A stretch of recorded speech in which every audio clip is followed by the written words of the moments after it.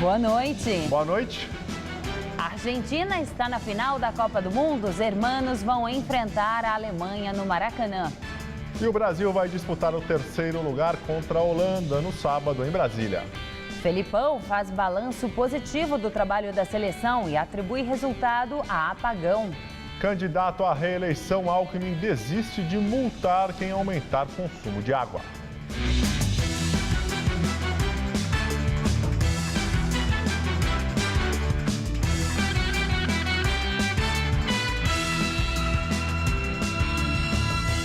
A Argentina está na final da Copa do Mundo. A vitória veio somente nos pênaltis, após um 0-0 no tempo regulamentar e na prorrogação.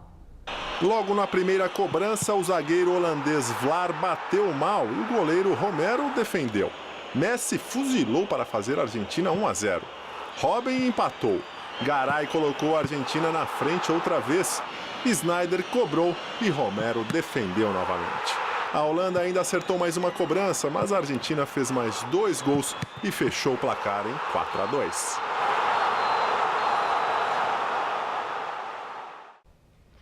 E a FanFest aqui em São Paulo foi tomada pela alegria dos argentinos que assistiram o jogo no Vale do Anhangabaú. Nem frio, nem chuva espantaram os torcedores aqui do centro de São Paulo. A FanFest no Vale do Anhangabaú ficou lotada. 25 mil pessoas vieram para cá e lotaram a festa 2 horas antes do início da partida entre Holanda e Argentina.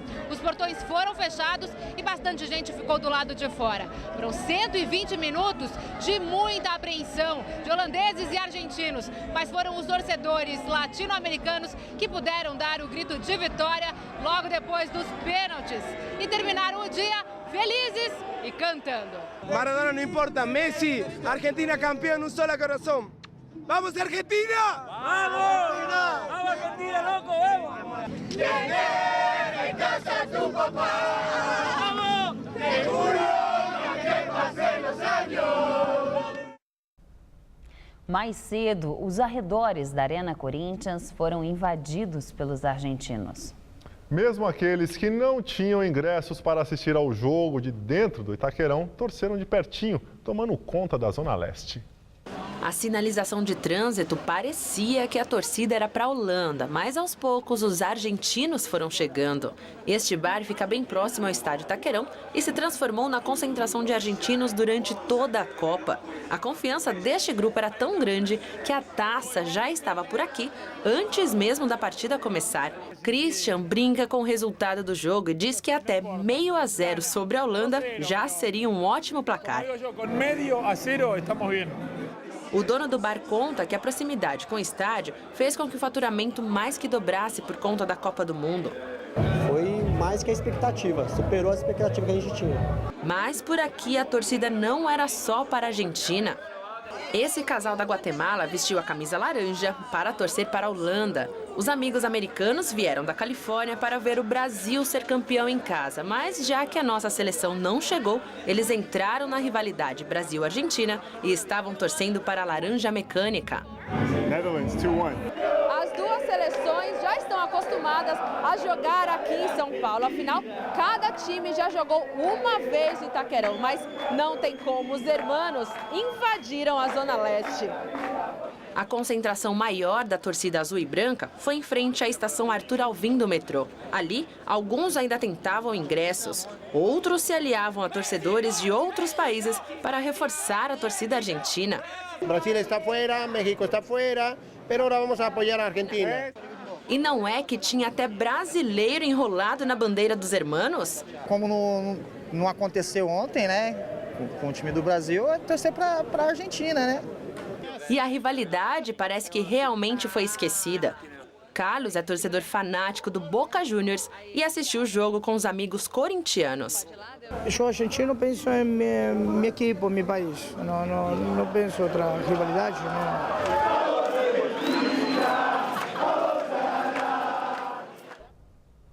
E a festa na Vila Madalena hoje foi marcada por um apagão. Mas não foi nem da seleção da Holanda, nem da seleção da Argentina. Faltou energia elétrica no principal ponto de encontro de torcedores da cidade. A chuva desta tarde não foi o principal problema dos torcedores que curtiram a partida na Vila Madalena. Para driblar a garoa, eles improvisaram até com as bandeiras.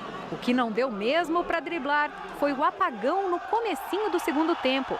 Uma queda no fornecimento de energia deixou a maioria dos bares do quarteirão mais movimentado do bairro na escuridão. Os estabelecimentos, desta vez com entradas mais acessíveis, em torno de R$30, estavam lotados no momento do blackout. Aí, a atmosfera de disputa ficou com clima de jantar à luz de velas. E foi preciso improvisar na telinha do celular durante todo o segundo tempo. As equipes da Eletropaulo que já estavam na região foram acionadas. E até que a energia fosse restabelecida, a polícia teve de redobrar a atenção. O efetivo foi reforçado na Zona Oeste para a semifinal.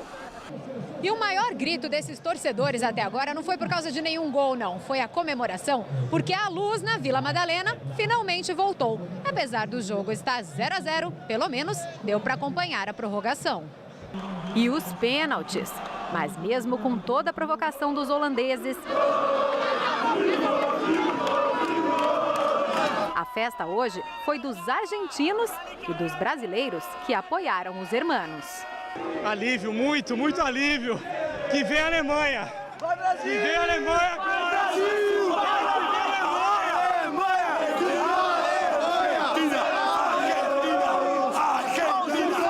Já a decepção ficou para aqueles que secaram a seleção argentina até o final. Tava torcendo para a Holanda para dar um barzinho Argentina na semi para ver se dava uma animada, né, no povo brasileiro, mas não deu. Felizmente não deu.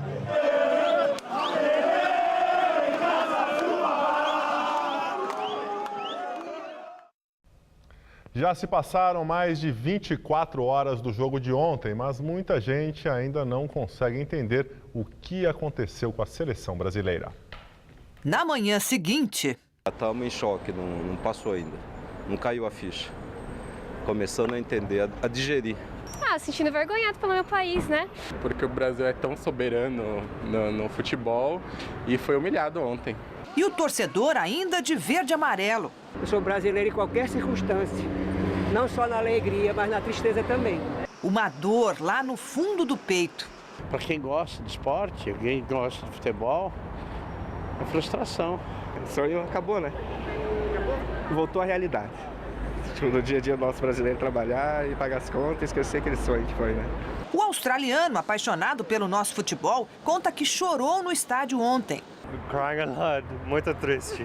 Aquele amor que a gente sempre teve, ele se quebra quando acontece um ato desse. Mas afinal, o que foi que aconteceu? Fica de lição que essa seleção ela não estava preparada para ganhar a Copa. A gente tem que aceitar isso. Às vezes existem outras seleções melhores que a do Brasil. Não é sempre que a gente perde que é culpa, que é falha nossa. Às vezes é porque as outras equipes são melhores. Eu acho que o Brasil não tinha padrão tático. Independente de qualidade de jogadores ou não, o treinador ele apostou em um jogador que se machucou. Alguma lição deve ter ficado.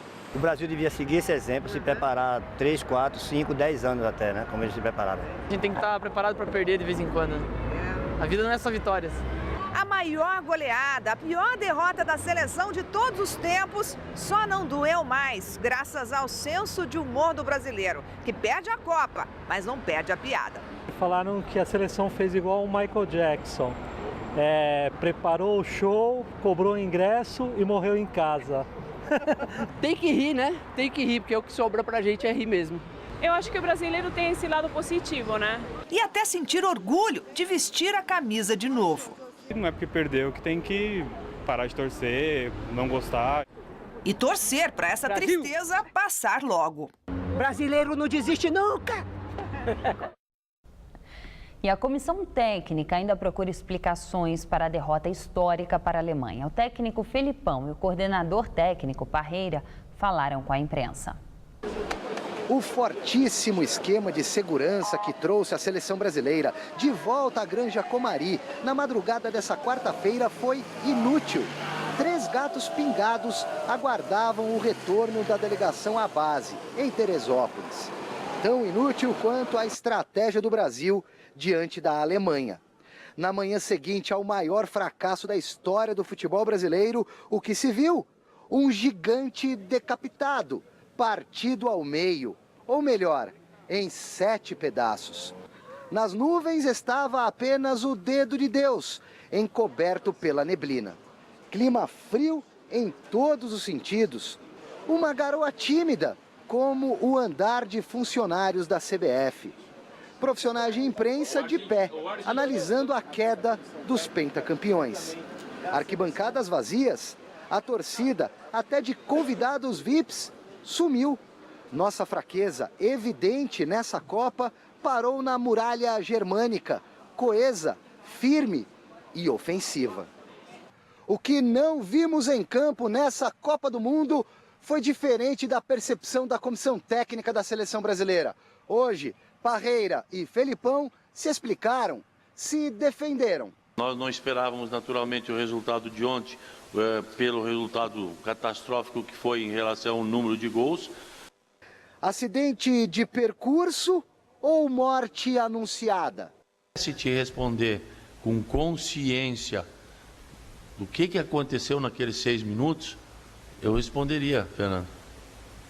Mas eu também não sei. Eu acho que hoje no site da FIFA, não me engano como é que foi colocado, 6 minutos da FIFA dá uma ideia perfeita do que foi o jogo. 6 minutos de pesadelo. Do segundo ao quinto gol em 6 minutos. Parreira, como um bom zagueiro, defendeu Felipão e atacou os críticos.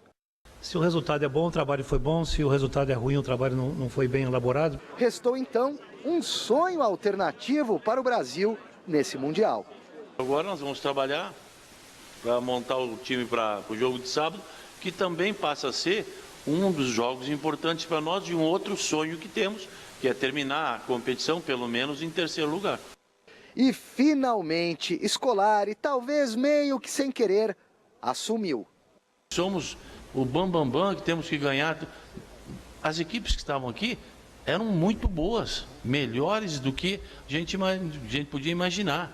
Nós tínhamos a nossa equipe boa, com mais dificuldades e que ia galgando posições e ia chegando aos lugares que nós queríamos. Com uma ou outra dificuldade a mais, mas sempre chegando aos lugares. Nesse jogo aqui é que deu tudo errado em determinado momento e aí perdemos. E a final entre Alemanha e Argentina é o tema do comentário de Celso Cardoso. A Argentina conquistou hoje o direito de disputar a final da Copa do Mundo contra a Alemanha depois de um jogo dramático contra a Holanda na Arena Corinthians. Empate em 0-0 no tempo normal, empate em 0-0 na prorrogação e decisão por pênaltis.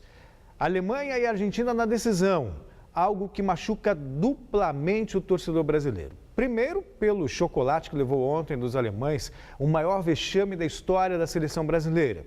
E depois por ver o maior rival na final da Copa do Mundo e com a chance de levantar a taça no estádio do Maracanã.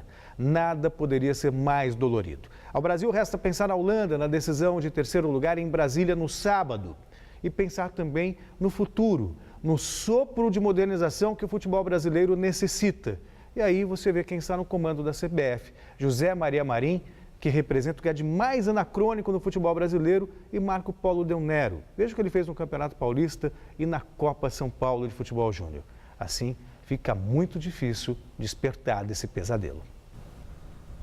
O presidente Dilma Rousseff vai entregar a taça ao time campeão da Copa do Mundo. Mesmo com a derrota do Brasil, o Palácio do Planalto confirmou que não há alteração na programação de domingo, dia da final.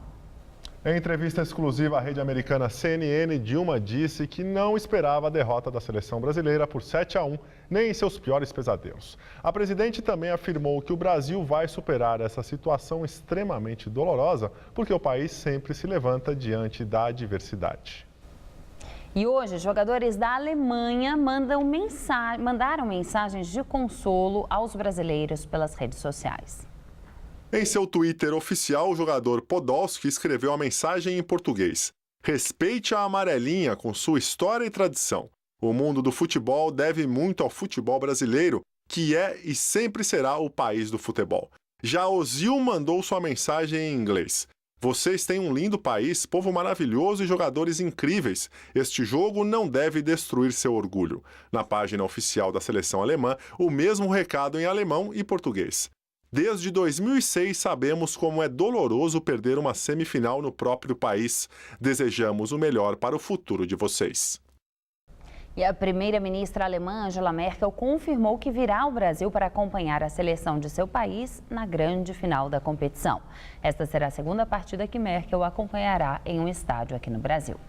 A chanceler esteve na estreia da seleção alemã na vitória por 4-0 diante de Portugal em Salvador, no dia 16 de junho.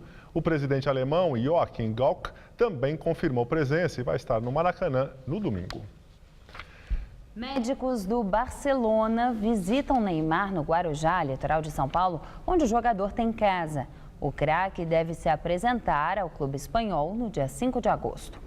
Após a visita, o departamento médico do Barcelona emitiu um comunicado confirmando a fratura na vértebra de Neymar e elogiando a evolução do tratamento. A lesão foi provocada por uma joelhada do lateral direito da Colômbia, Zúñiga, no jogo das quartas de final da Copa do Mundo, na última sexta-feira.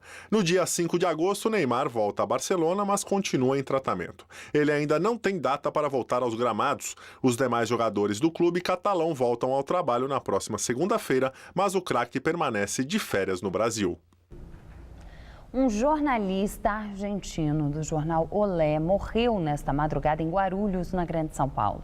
Jorge Luiz Lopes estava em um táxi que foi atingido por um carro dirigido por bandidos que fugiam da polícia. Choramos todos, diz o título da nota divulgada pelo diário argentino Olé. Jorge Luiz Lopes, de 38 anos, estava em um táxi e foi atingido por um veículo roubado, que era dirigido por criminosos e perseguido pela polícia. O repórter estava no banco de trás e não usava cinto de segurança. Lopes cobria a seleção argentina e estaria presente no jogo desta quarta-feira na Arena Corinthians, em São Paulo. A esposa dele, Verônica, também era jornalista e estava no Brasil cobrindo a Copa. Diversos veículos de imprensa e Associação de Futebol da Argentina manifestaram luto pela morte do repórter. 9 de julho de 1932. Há 82 anos, São Paulo entrava em guerra contra a ditadura da era Vargas para exigir uma nova Constituição para o país. O jornal A Gazeta e seu fundador, o jornalista Casper Libero, tiveram um papel importante nessa missão. William serviu o Exército Brasileiro. O avô era marechal. Mas outros parentes fizeram história ao participar da Revolução de 32, que ele cresceu ouvindo falar. Tenho dois primos e um tio que fizeram parte da Revolução, já são falecidos, né? Inclusive o meu tio, ele ficou preso na Ilha das Flores, no Rio de Janeiro. A cerimônia deste ano foi simples, realizada na Academia Militar do Barro Branco, no Tucuruvi, zona norte de São Paulo. Nos anos anteriores, a cerimônia foi realizada na área do Obelisco, monumento e mausoléu criado em homenagem aos combatentes da Revolução, atualmente em reforma. Hoje existem apenas 25 combatentes veteranos ainda vivos. Por causa das idades avançadas, eles não conseguem mais participar desse tipo de evento, mas as famílias garantem que a memória permaneça viva. Meu pai foi revolucionário, então eu trago essa história de 32 desde que eu praticamente nasci. O 9 de julho lembra os heróis da Revolução. Os estudantes paulistas Martins, Miragaia, Drauzio e Camargo foram mortos por forças federais durante um protesto em 23 de maio de 1932, que antecedeu e originou a Revolução, que pedia uma nova Constituição para o país. As iniciais dos nomes deles deram origem à sigla MMDC, que virou símbolo da revolta. Durante a Revolução, os meios de comunicação da época foram importantes para divulgar os ideais paulistas e convocar a população para a luta. O jornal A Gazeta foi o porta-voz da Revolução. De que forma que isso aconteceu? Ele acompanhou passo a passo todos os acontecimentos. O jornal registrava cada momento da guerra. A sede do diário chegou a ser invadida e destruída. O acervo incendiado e seu fundador, o jornalista Casper Libero, obrigado a deixar o país e se exilar na Europa. A Gazeta em si, ela assumiu para si, ela vestiu a camisa. E não foi a camisa da Revolução de 32, mas a camisa de São Paulo. Todo mundo fala, mas São Paulo perdeu a Revolução. Não, nós perdemos a batalha. Tudo que nós queríamos, os paulistas, da reforma na Constituição e diminuir a intervenção do governo, nós conseguimos.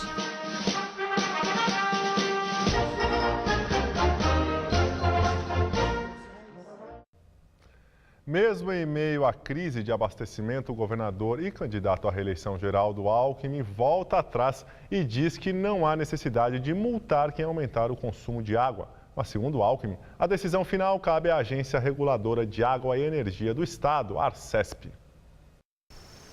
Os reservatórios paulistas vêm sofrendo uma grave crise de desabastecimento. O Cantareira está com apenas 19% da capacidade, isso já contando com a reserva do volume morto. O sistema Alto Tietê também está vendo os níveis das represas caírem dia a dia e está com 25% da capacidade. Em abril, o governador Geraldo Alckmin tinha afirmado que os moradores abastecidos pelo sistema Cantareira pagariam multa caso registrassem um aumento no consumo de água. Quem gastasse acima da média pagaria uma conta 30% mais cara. A cobrança prevista para começar a partir de maio não chegou a ser aplicada e hoje o governador voltou atrás e disse não ver necessidade de implementação da multa. Quem estabelece tarifa, né, é a Arcesp. Eu não vejo necessidade mais, por quê? Porque nós estamos com 91% da população que aderiu a redução ao uso racional da água. Quase metade, mais de 40%, ganhou o bônus. Mas é a Arcesp que decide. Já os moradores que economizam água, segundo a Sabesp, vêm ganhando desconto na conta. Quarta-feira fria e chuvosa na capital paulista. Agora os termômetros marcam apenas 17 graus e deve esfriar ainda mais ao longo da madrugada. Segundo os meteorologistas, amanhã o tempo deve ficar ainda mais instável. Vamos aos detalhes da previsão para São Paulo com Mariana Armentano.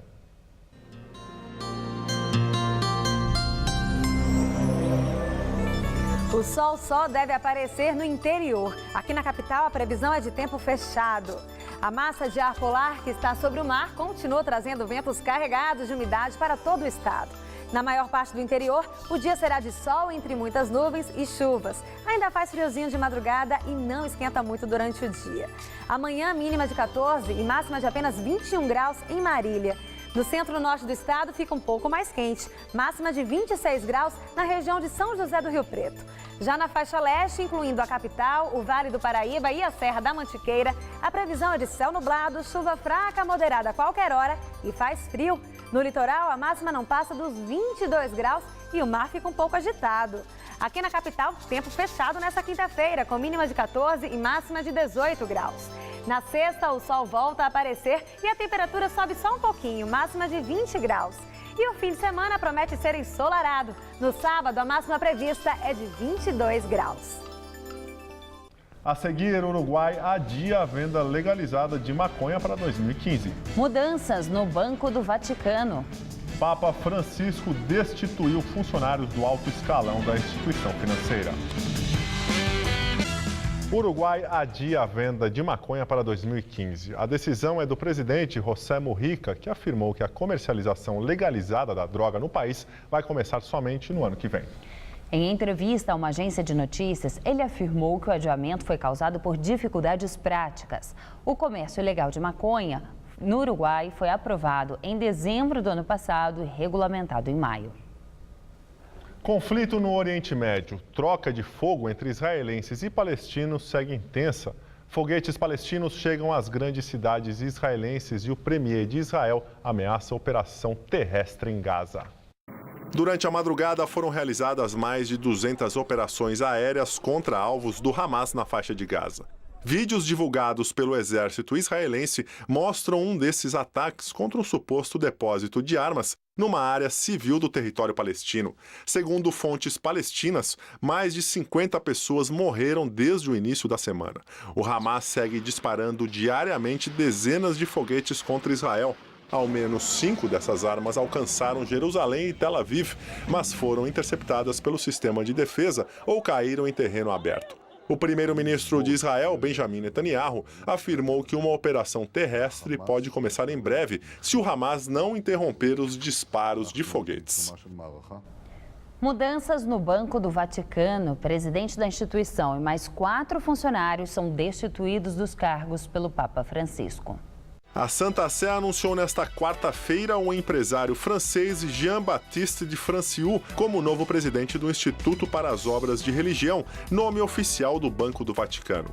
Ele substitui Ernest von Freiberg. A mudança na direção do banco inicia a segunda fase de reforma da instituição, que esteve envolvida nos últimos anos em uma série de escândalos financeiros. O lucro líquido do Banco do Vaticano desabou em 2013, passando de quase 87 milhões para 3 milhões de euros. Na Indonésia, candidatos à presidência se declaram vencedores das eleições após o fim da votação. O governador de Jakarta, Joko Widodo, reivindicou a vitória 1h30 depois do final da votação. Pouco tempo depois, seu rival, o ex-general Prabowo Subianto, fez o mesmo. Os primeiros resultados publicados por diversos institutos de pesquisa indicam que o Widodo teria conquistado 53% dos votos, contra 47% de Subianto. Passagem do tufão Neoguri pela ilha de Okinawa, no Japão, deixa 2 mortos e pelo menos 20 feridos. Milhares de residências estão sem energia elétrica, os aeroportos estão fechados e os serviços marítimos estão suspensos no arquipélago. Agora o tufão se dirige rumo à ilha de Kyushu, a segunda mais povoada do país.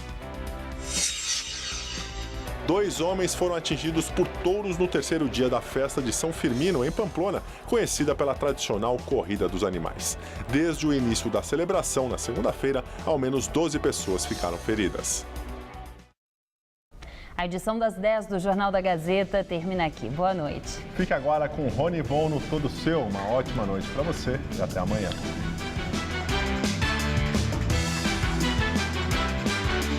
Logo mais 11h30 da noite, o ator Guilherme Lobo vai fazer off-road pela primeira vez. Eu Nunca. Assista agora. Todo Seu.